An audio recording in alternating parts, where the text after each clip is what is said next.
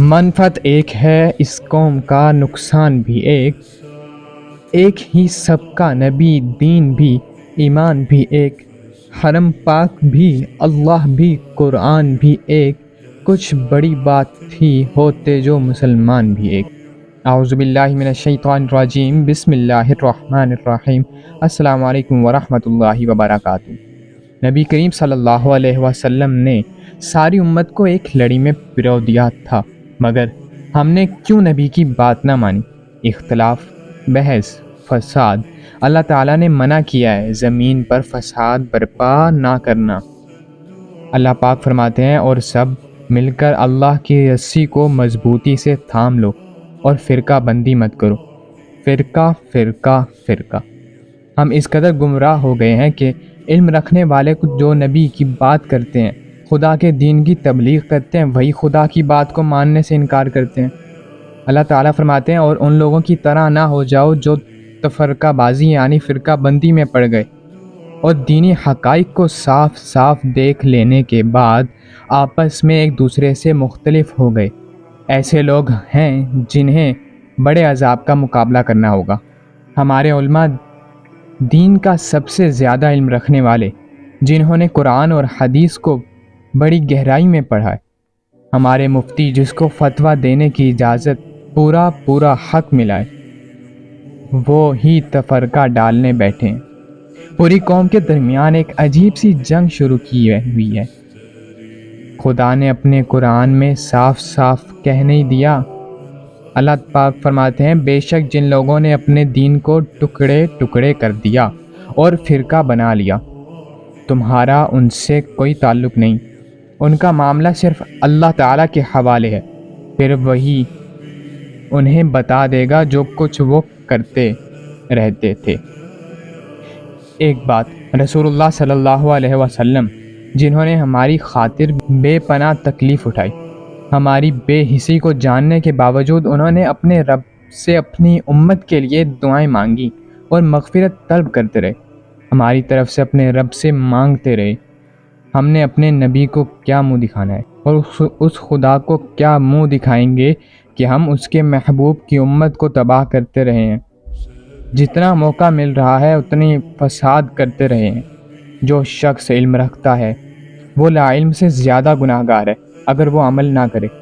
دین کی بات بتانے والا کھلے عام خدا کی نافرمانی کرتا ہے، اللہ کی زمین پر رہتا ہے پھر بھی فرقہ بندی کرتا ہے۔ شاید محمد صلی اللہ علیہ وسلم تمہیں مسلمان کر کے گئے تھے، اپنے صحابہ کو اہل بیت کو فرقے نہیں سکھائے تھے، مسلمان بنایا تھا۔ اپنے آپ کو اچھا کہنے کے لیے تفریق نہ کرو، خدا کی قسم یہ چیز ٹھیک نہیں ہے۔ یہ کہتے ہی کیوں ہو کہ ہم اہل سنت ٹھیک ہیں، ہم اہل تشیع ٹھیک ہیں، ہم دیوبندی ٹھیک ہیں، بریلوی ہم ٹھیک ہیں، اہل حدیث ہم ٹھیک ہیں۔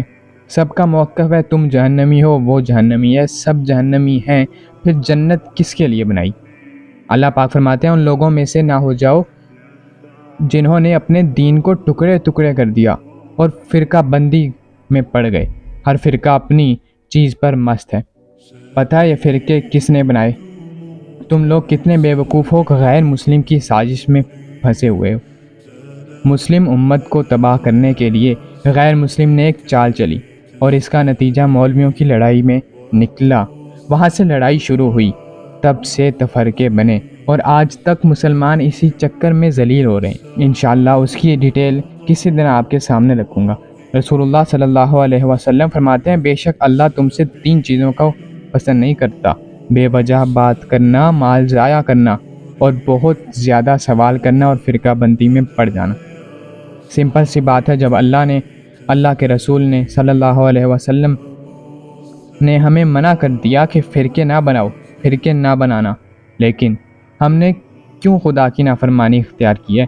رسول اللہ صلی اللہ علیہ وسلم فرماتے ہیں، جس نے ہمارے اس دین میں کوئی نئی چیز اختیار کی جو اس میں سے نہیں تو وہ مردود ہے۔